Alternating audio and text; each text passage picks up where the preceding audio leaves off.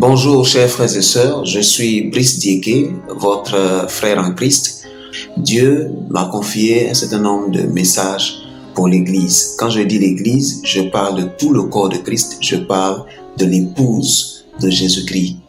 Dans cette vidéo, nous allons parler du deuxième point du message que le Seigneur nous a confié. Ce point est intitulé ainsi « Certains versets de la Bible n'ont plus de signification pour l'Église ». Le Seigneur dit que l'Église est sur une trajectoire qui s'éloigne de sa parole, une trajectoire qui est un ensemble de façons de fonctionner, de traditions que l'Église elle-même s'est construite, s'est dotée et qui n'a rien à voir avec la parole de Dieu. Et le pire, c'est que certains versets très importants de la parole de Dieu ne sont plus applicables dans l'Église tant l'Église est éloignée de la parole de Jésus-Christ. Le premier verset sur lequel le Seigneur attire mon attention, c'est Romains 12, verset 2.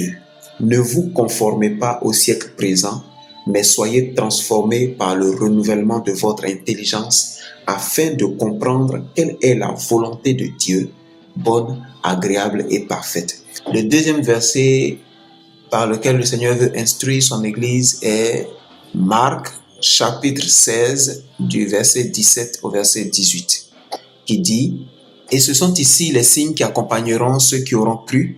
En mon nom, ils chasseront des démons. Ils parleront de nouvelles langues, ils prendront des serpents, et quand ils auront bu quelque chose de mortel, cela ne leur nuira point. Et ils imposeront les mains aux infirmes, et ceux-ci se porteront bien. » Voici le verset bien-aimé que le Seigneur met devant ta face ce matin. Je m'adresse toujours à toi, chrétien, qui te dit chrétien, serviteur de Dieu, disciple de Jésus-Christ. Voici le verset que le Seigneur met devant toi dans cette vidéo. Alors, ce verset s'adresse à toi.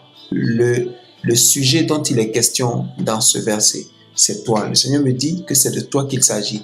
Il ne s'agit pas de ton pasteur, il ne s'agit pas de ton prêtre, il ne s'agit pas de ton responsable spirituel, mais il s'agit bien de toi. Depuis combien de temps sers-tu le Seigneur? Depuis combien de temps marches-tu dans les voies du Seigneur? La Bible dit, voici les signes qui accompagneront ceux qui auront cru. Dans le groupe, ceux qui auront cru, est-ce que tu en fais partie?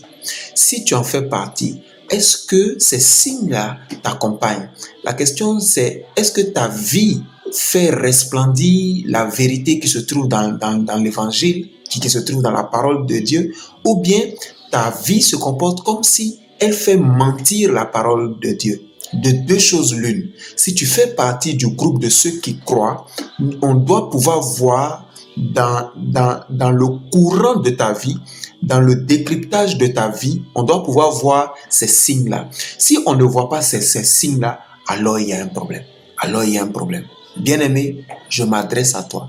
Est-ce qu'on trouve ces choses dans ta vie? Église de Jésus-Christ, est-ce que dans le courant de ton année ecclésiastique, comme tu l'appelles, dans votre programme annuel, est-ce que on retrouve cela? Responsable d'église, responsable des femmes, responsable des hommes, responsable des jeunes, responsable de groupe musical, pasteur, est-ce que dans le courant de ton église, on retrouve ça? Si on ne retrouve pas ça, il y a un problème. L'Esprit de Dieu dit de dire à l'église qu'il y a un problème. Est-ce que ce verset, voici les signes qui accompagneront ceux qui auront cru, est-ce que ce verset a aujourd'hui une signification pour toi? Pose-toi la question. Entre en jeûne, prie et pose-toi la question. Est-ce que ce verset a une signification pour toi?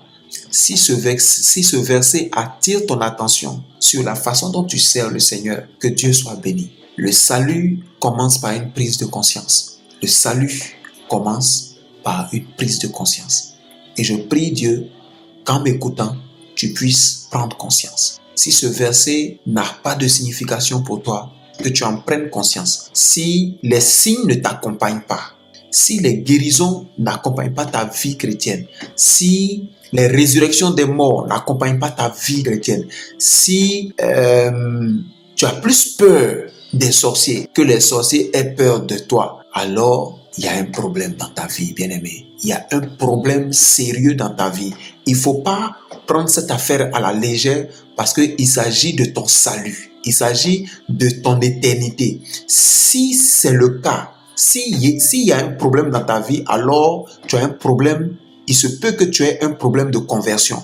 Il se peut même que tu aies un problème avec le Saint-Esprit. Donc, il te faut réexaminer ta vie. Il te faut absolument réexaminer ta vie. Je m'adresse à toi. Il te faut réexaminer ta vie. Si de tout temps, tous les miracles que tu as faits jusque-là sont des miracles qui ont été faits en réalité par des fétiches, par des choses que tu t'es fait à gauche et à droite, il faut réexaminer ta vie.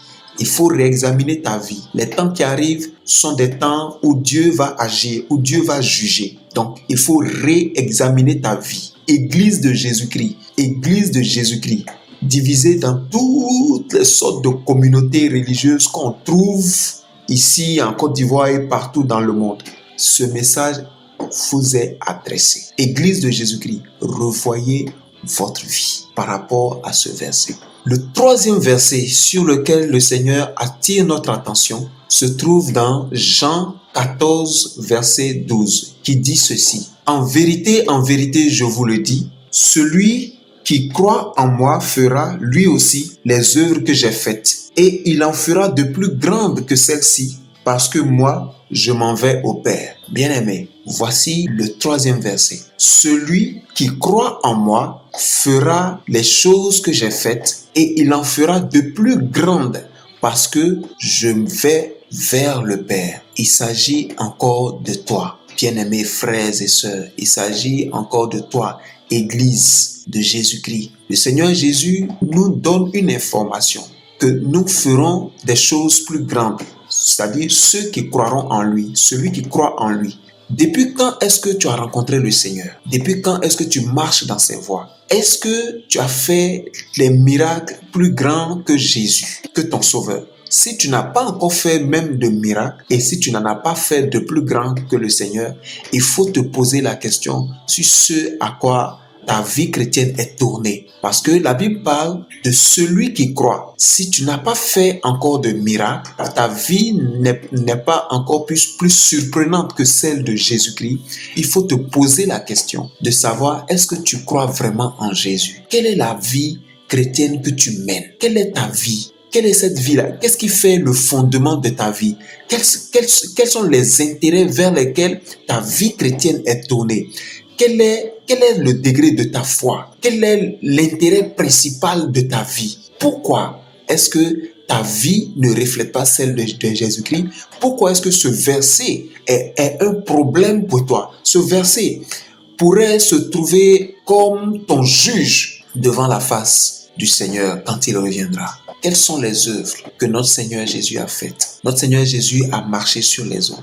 Mais on peut voir que certains disciples, tels que Philippe, se sont déplacés d'un point à un autre. Ils ont été enlevés. Ils se sont déplacés de façon, je ne sais pas comment appeler ça. Ils ont disparu. Philippe était en Samarie. Il a disparu de la Samarie. Il a littéralement disparu et il est réapparu dans le sud, là, dans le désert, en face de l'eunuque éthiopien qui passait par là et à qui il a annoncé l'évangile. Notre Seigneur Jésus-Christ a ressuscité des morts. Par exemple, Lazare, il a guéri des malades.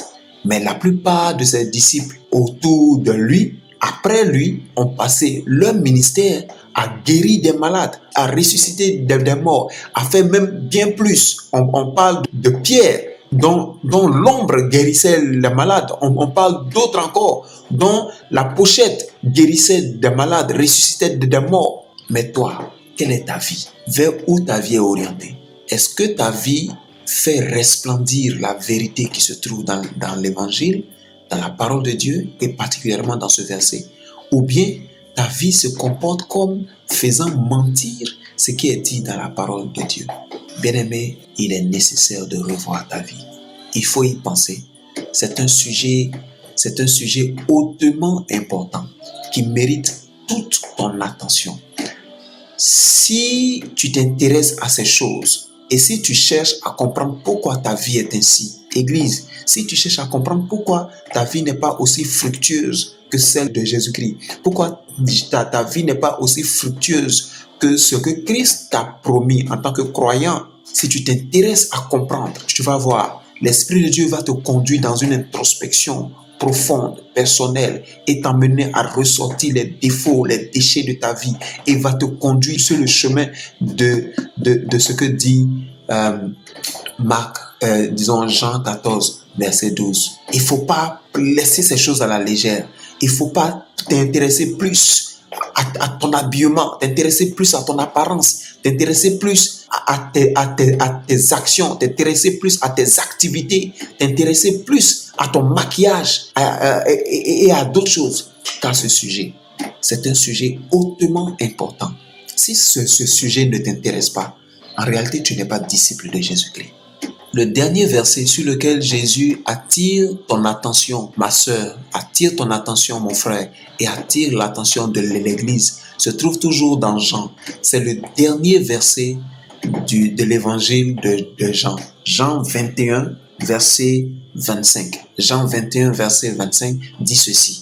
Et il y a aussi plusieurs autres choses que Jésus a faites, lesquelles, si elles devaient être écrites une par une, je ne pense pas que le monde entier suffirait pour contenir les livres qui seraient écrits. Je reprends le verset. Il y a plusieurs choses que Jésus a faites, lesquelles, si elles étaient écrites une à une, je ne pense pas que le monde même puisse contenir les livres qui seraient écrits. Bien-aimés, 4 serviteurs de Jésus-Christ ont rapporté sa vie, ses miracles, son action, son ministère.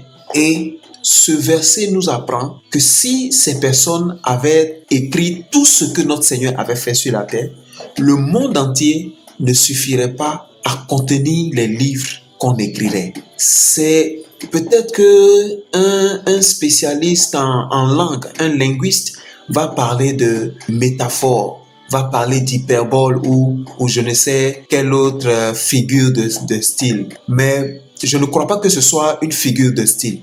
Mais prenons ça comme une figure de style. Partons sur la base du fait que c'est une figure de style.